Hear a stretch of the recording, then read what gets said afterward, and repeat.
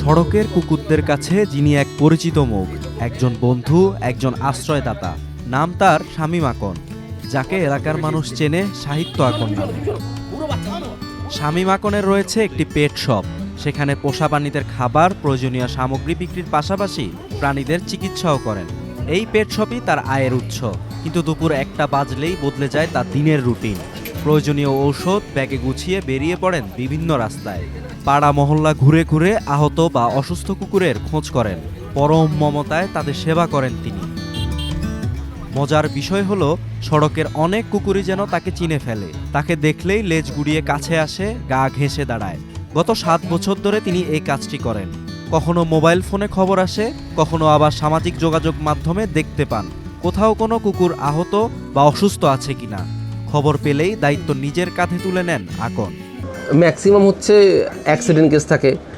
Number 2 হচ্ছে আপনার ওরা নিজেরা মারামারি করে। এবার কিছু কিছু কেস পাওয়া যায় যেগুলো মানুষ ইচ্ছা করে দেন, বাড়ি মারলো, কি হচ্ছে আসলে একটা ধারালো করে আঘাত করলো। যেমন আমি তো প্রায় অনেক সময় এটা পাইছি, যেমন হচ্ছে আপনার মাথায় ভিতরে বর্ষা টাইপের যেগুলো থাকে, মাথায় বর্ষা ঢুকাই দেওয়া, রাস্তাগুলো কাজ করি, কি বলছে বাসায় কারো ভ্যাকসিন করা থাকলে ভ্যাকসিন করে দিই। আমি মূলত বাসায় ভ্যাকসিন করি, আমার ইনকাম সোর্স ওইটা। একটা বাসার করা, একটা রাস্তার করার, মানে আমার ওর জন্য যেন আপনার দ্বারা দাঁড়া লাগে, ভাই আপনি টাকা না দিলে আসতে পারেন এমন কিছু না। আমি চেষ্টা করি আমারটা আমার ইনকাম থাকবে, দেন আমি ওটা করে দেবো। জানি আমি সবাই একটা কথাই বলা হয় যাদের কাজ করি যে ভাই এটা ডোনেশন।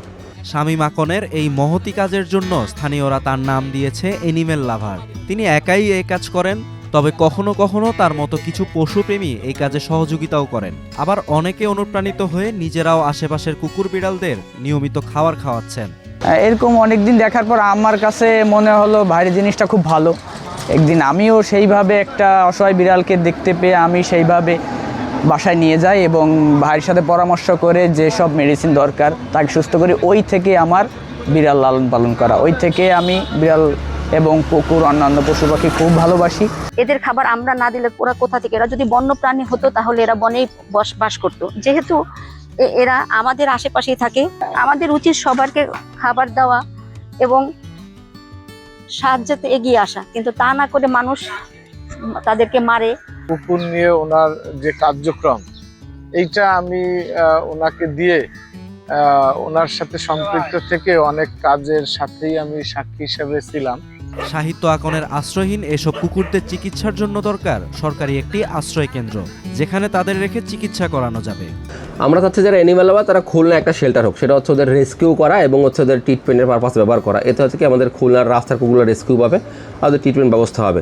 সাথে হচ্ছে যারা আসলে রাস্তায় মানুষ যে ভোগান্তি হলে সেই ভোগান্তিও দূর হয়ে যাবে, কারণ মানুষ অসুস্থ কুকুর দেখলে একটু ভয় পায়, সেটাও হবে না। আশা করি গভর্নমেন্ট হেল্প করলে আমরা সাহায্য করতে পারবো তাদেরকে।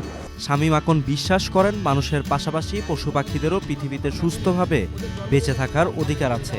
একই সঙ্গে সড়কের বিভিন্ন কুকুর বিড়ালের প্রতি সব ধরনের বর্বরতা বন্ধ চান তিনি।